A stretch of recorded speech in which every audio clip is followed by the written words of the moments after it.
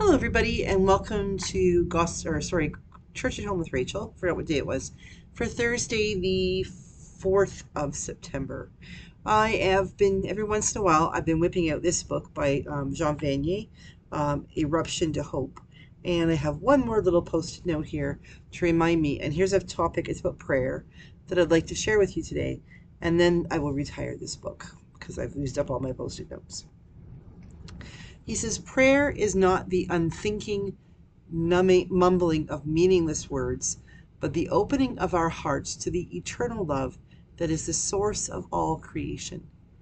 Prayer is response of the heart to God who is love. Prayer is the opening of one's heart to peace, to the peace of God, the opening of one's mind and one's heart to the Spirit of God. Prayer is the desire that we might be filled with this spirit of love and of justice and of peace.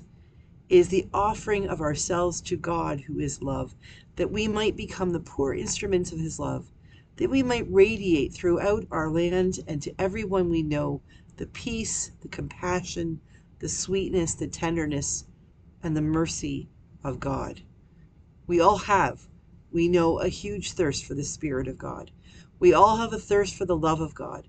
Against the problems we face, our weakness is so great. That's why we should go humbly before God and say, give me your Spirit. I'm very weak. Help me in my decisions. The seriousness and the gravity of the hour demand it.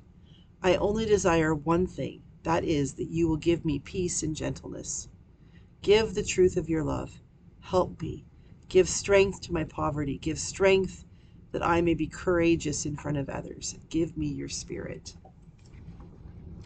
I really do appreciate that because there are times in life, and it's not even just being in the church, being a priest or a bishop or something. It's just times in life as a person when you realize that, you've got this, you can handle it.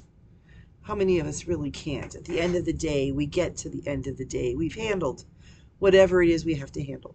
But the truth is, there come times when we are just like, yeah, I'm giving up. I've got nothing left to give, God. The the gas tank is empty.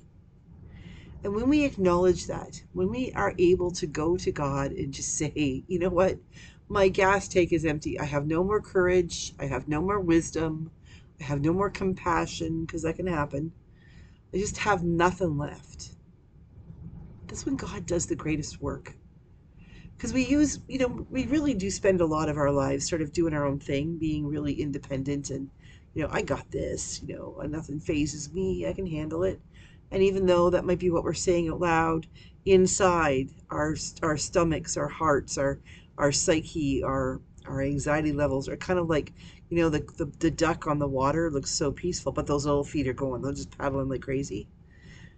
The fact is that God doesn't want us to be paddling like crazy all the time.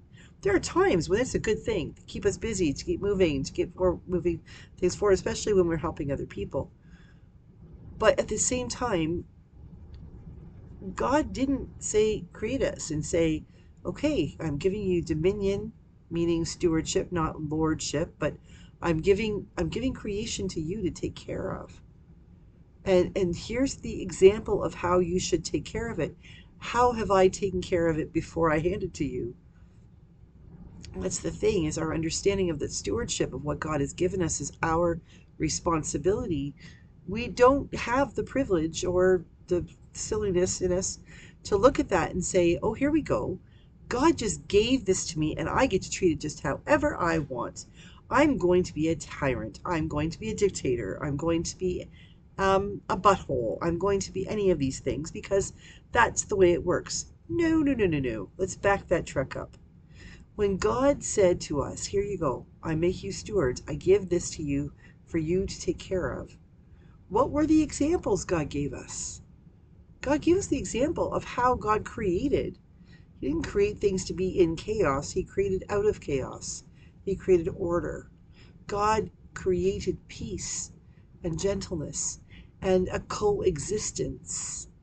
The animals, the vegetation, the sky, the moon, the stars, everything coexisted. And then God said, here you go. And then look what we did with it. But that's the story for another day. The point what I'm trying to make is that when God says to us, or when we go to God in prayer, sometimes it's been a while, so we go in trepidation, like I'm not really sure God's going to listen because I didn't really listen to God, and that's maybe not such a good thing. And I'm a bit of a jerk sometimes. We can do that, and the fact is God's going to be like, yeah, you are a jerk sometimes, and you should have asked earlier, and yeah, that was a big mistake, but here you are now. Here you are now, the good spirit, right? Not the good spirit, the prodigal son. Here you are now. You come back. Here you are. You're praying. You're coming to me. You are empty and you are tired and you're frustrated and you're sad and you're overwhelmed. And here you are. And I'm going to fill you back up. I'm going to love you, and I'm going to give you ideas, and I'm going to give you support systems, and I'm going to give you people to work with. And you can go back out there and you can do the work you're called to do. You can love the people you're called to love because you'll be energized and ready to go. But remember something. You don't have to wait until your gas tank is empty before you fill it back up. I mean, Rob and I have different ways. I drive my car until it's like, quite often, I know, I shouldn't do this, but quite often I drive till the little fuel light comes on. I hate getting out of the car, especially in the rain or the snow or the winter, to fill up the tank when it's freezing. And it doesn't matter whether I'm filling it up full from empty or full from 3/4. I'm putting my hand on that cold metal handle to do the gas, it's cold and I don't want to be outside my car. So I might as well make it worthwhile. Well, the thing is, Rob lives in a world where he thinks it's on empty if it's lower than half. So he's always filling back up. But Rob also never lives in a world where he's anxious that he won't have enough gas to get him where he's going.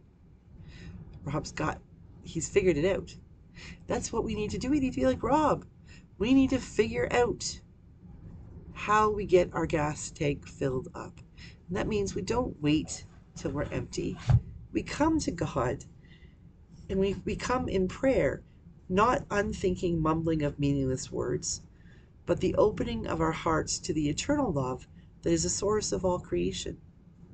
Prayer is the response of the heart to God who is love.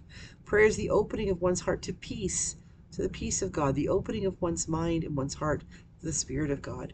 When we come to God in prayer, God fills us back up. God gets us prepared for all the practical things we need.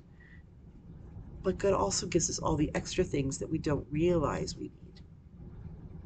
So why would we wait? Why wait until our gas tanks are empty? Why not just touch base every time we step out? Fill up the gas tank an ounce at a time. If that means we come back to God and get filled back up an ounce at a time. All the time touching base, knowing we are loved, knowing that we are being guided, knowing that God is with us no matter how hard things get. Knowing. Fill up your gas tank, folks.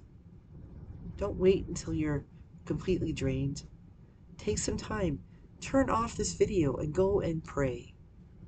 And even if your prayer means yelling at God because you think God's just not paying attention and really doesn't really even exist or anything else, try it. Open up a relationship with God and see what happens. It's worth it. It is always worth it to keep your gas tank filled.